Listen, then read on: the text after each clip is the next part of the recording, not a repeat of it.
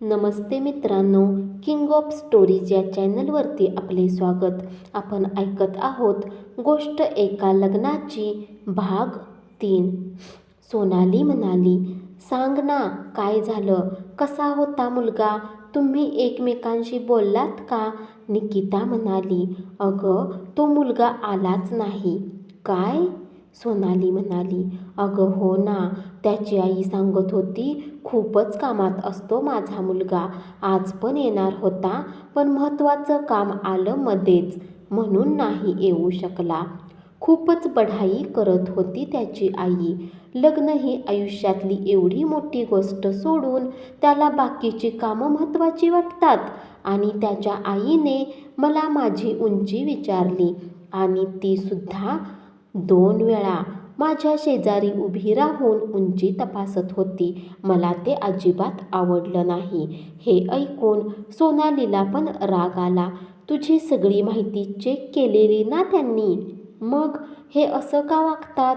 जर पटत नसेल तर कशाला हे लोक असा बघण्याचा कार्यक्रम ठेवतात? मुलींना कसं वाटत असेल याचा कधी विचार का करत नाहीत? सोनालीला पण हे पटत नव्हतं, कारण तिच्या घरीही काही दिवसापूर्वी असंच काहीसं झालेलं. सोनाली दिसायला छान होती, पण सावळी होती. तिला पण बघायला येताना लोक हाच विचार करून यायचे की फोटोमध्ये छान दिसते, पण प्रत्यक्षात बघितल्यावर मात्र जरा जास्तच सावळी आहे असा शेरा द्यायचे. म्हणूनच तिला पण या गोष्टींचा राग येत होता. बराच वेळ दोघींच्या गप्पा चालू होत्या आणि हळूहळू विषय बदलून त्या ऑफिस पॉलिटिक्सवर चर्चा करू लागल्या. आईने आवाज दिला आणि मग निकिता आणि सोनालीच्या गप्पा थांबल्या. निकिता आईला जेवण बनवायला मदत करत होती. आईने विषय काढला. तुला काय वाटतं? निकिता म्हणाली. कशाबद्दल? अगं आज ते लोक आलेले त्याबद्दल. निकिता म्हणाली, अगं आई, पण त्या मुलाला आपण पाहिलं पण नाही अजून. काहीच माहीत नाही त्यांच्याबद्दल आपल्याला. ते जाऊ दे, तुला सांगायचंच राहून गेलं. अगं मावशीचा कॉल आलेला मघाशी. असं बोलून निकिताने विषय बदलला, पण मनाशीच स्वतःला बोलत होती. आज आपण कितीही सुटका करून घेतली असेल तरी उद्या पुन्हा अशाच प्रसंगाला तोंड द्यायचं आहे. आज रविवार, सगळ्यांचा आवडता दिवस, पण निकिताचा मूड खराब होता. आज संध्याकाळी पुन्हा कांदे पोहेचा कार्यक्रम. कालच्या अनुभवामुळे तिला आज एवढी भीती वाटत नसली तरी मनात चलबिचल चालू होती. तिने शुभमंगल चालू केलं आणि त्या मुलाची माहिती बघू लागली. तिच्यापेक्षा 3 वर्षांनी मोठा आणि एका मोठ्या कंपनीत वरिष्ठ पदावर होता. आईने जेवायला बोलवलं आणि ती जेवायला गेली. वडील आईकडे बघत, काल आलेले त्यांचा काही निरोप? आईने नकारार्थी मान हलवली. वडील म्हणाले, आज संध्याकाळी येणार आहेत, त्यांची माहिती काढली. आपली मंदाकिनी आत्या आहे ना, त्यांच्या गावचे आहेत हे. तिने सांगितलं तसं की लोक चांगली आहेत, पण जमिनीवरून काहीतरी वाद चालू आहेत सांगत होती. आई म्हणाली, बाकी सगळं जाऊ देत, पण माणसं चांगली भेटणं महत्त्वाचं. अहो, माझी बहीण सिंधू आहे ना, तिचा कॉल आलेला.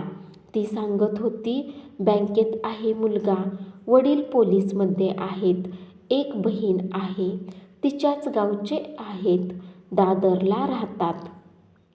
ती ओळखते त्यांना. वडील म्हणाले, बरं मग फोटो आणि बायोडाटा सांग त्यांना पाठवायला. आपल्याला पाठवून आपला पण पाठवून देऊ. तिच्या बहिणीने आणलेलं स्थळ असल्यामुळे आई खुश होती आणि तिला खात्रीही वाटत होती. संध्याकाळी जेवणाची तयारी लवकरच करून ठेवलेली. पाहुणे येणार होते म्हणून निकिता तयारी करत होती. भाऊ पुन्हा फुल पॅन्ट घालून तयार झाला. वडील पेपर चाळत बसलेले. नितेश बेडरूममध्ये जाऊन निकिताकडे बघत म्हणाला, ताई, ही साडी ठीक आहे, पण माझं एक ऐक, निकिता म्हणाली. तूच सांगायचा राहिला होतास, सांग. निकिता त्याचं शांतपणे ऐकू लागली. नितेश थोडासा विचार करून म्हणाला, ताई, मी काय म्हणतो, म्हणजे मला असं वाटतं की तू मेकअप जरा जास्त करू नकोस ग. समोरच्यांचा पण विचार करत जा. हे ऐकून निकिता चिडली आणि नेहमीसारखी त्यांची भांडणं चालू झाली. शेवटी आईने दोघांना शांत केलं. थोड्या वेळाने मुलगा आणि त्याचे आईवडील आले. आईने त्यांना चहा दिला आणि मग नाश्ता दिला. निकिताला बोलावलं. निकिताने फिकट गुलाबी रंगाची मस्त साडी नेसली होती. ती आली आणि बाहेर येऊन ठरलेल्या जागी बसली. सगळे निकिताकडे बघत होते. त्याची आई निकिताला विचारू लागली, तुझं नाव काय बाळा? काम कुठे करतेस? मग तू लग्नानंतर पण काम करणार आहेस? निकिता म्हणाली, हो. मुलाची आई म्हणाली, अगं, पण आमच्या घरात कोणी मुली बाहेर काम करत नाहीत आणि मग घर कसं सांभाळणार? निकितानं दचकून आईकडे बघितलं. तसं निकिताची आई बोलू लागली, आपल्या वेळी होतं असं आता आजकाल असा कोणी विचार करत नाही. आणि मुली काम फक्त पैसे कमावण्यासाठी नाहीत करत, स्वतःच्या पायावर उभं राहण्यासाठी करतात. आणि घरातली कामं काय हो, एकदा जबाबदारी आली की बरोबर सगळं होतं. मुलाची आई म्हणाली, ते सगळं बरोबर आहे हो, पण गावी आमची कितीतरी जमीन पडून आहे तशीच. मुंबईमध्ये स्वतःचे 3 फ्लॅट आहेत आणि आमचा एकुलता एक मुलगा एवढा कमावतो की तिला पायावर उभे राहायची गरजच काय आहे? त्यांचं हे बोलणं निकिताला खटकलं आणि तिच्या घरच्यांनाही तिच्या आईने विषय बदलत म्हटलं. निकिता आणि त्या मुलाकडे बघत, तुम्हा दोघांना जर काही बोलायचं असेल तर तुम्ही दोघे आत जाऊन बोला. निकिता आणि तो मुलगा दोघेही आत गेले. त्या दोघांचे बोलणे झाले आणि मग मुलगा बाहेर आला आणि बसला. मग त्यांनी निकिताला मिठाई दिली आणि ते निघून गेले. निकिताला मात्र झालेला सगळा किस्सा सोनालीला मेसेज करून सांगू लागली. आई वडील आणि नितेश मात्र खूप उत्सुक होते आतमध्ये दोघांचं काय बोलणं झाले हे जाणून घ्यायला. जेवताना आईने विषय काढला, त्याच्या आईचं बोलणं मला अजिबात पटलं नाही. तसं लगेच निकिता पण बोलू लागली, मला पण अजिबात आवडलं नाही.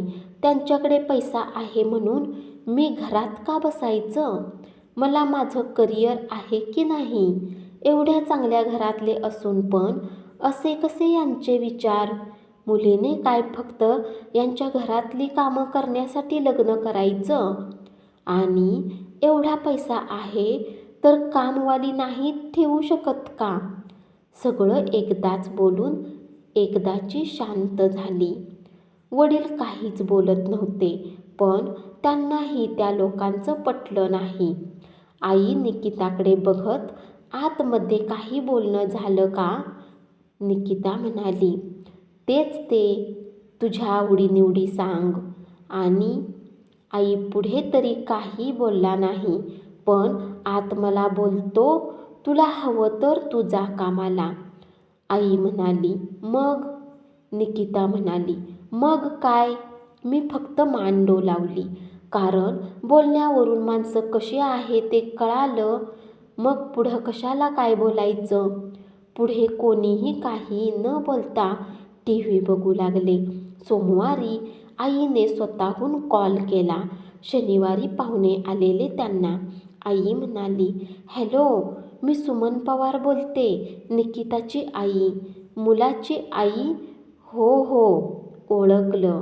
आई म्हणाली, तुम्ही कॉल करणार होतात पण विसरला असाल म्हणून मीच केला. मुलाची आई म्हणाली, हो अहो, करणारच होते तुम्हाला संध्याकाळी. बोलले मी मुलाशी, निकिता खूप छान आहे हो. पण माफ करा, तिची उंची खूपच कमी आहे. म्हणजे आम्हाला काही नाही, पण ही आजकालची मुलं म्हणजे. आई म्हणाली, बरं ठीक आहे. असं बोलून तिने फोन ठेवला आणि लगेच सिंधूला म्हणजे तिच्या बहिणीला कॉल करून तिने सांगितलेल्या मुलाचा फोटो आणि माहिती मेलने पाठवायला सांगितली. दुसऱ्याच दिवशी वडील त्या मुलाचा फोटो आणि माहिती मेलवर पाहू लागले आणि आईलाही दाखवू लागले. मुलगा छान होता, बँकेत कामाला होता. त्याच्या घरी आई वडील आणि बहीण. आईने फोन करून त्यांना बोलावून घेतलं. निकिता ऑफिसवरून आली. थोड्या वेळाने वडिलांनी तिला तो फोटो आणि माहिती दाखवली. आईच्या सांगण्याप्रमाणे 32 गुण जुळत होते. एकंदरीत पाहता स्थळ चांगलं होतं. धन्यवाद.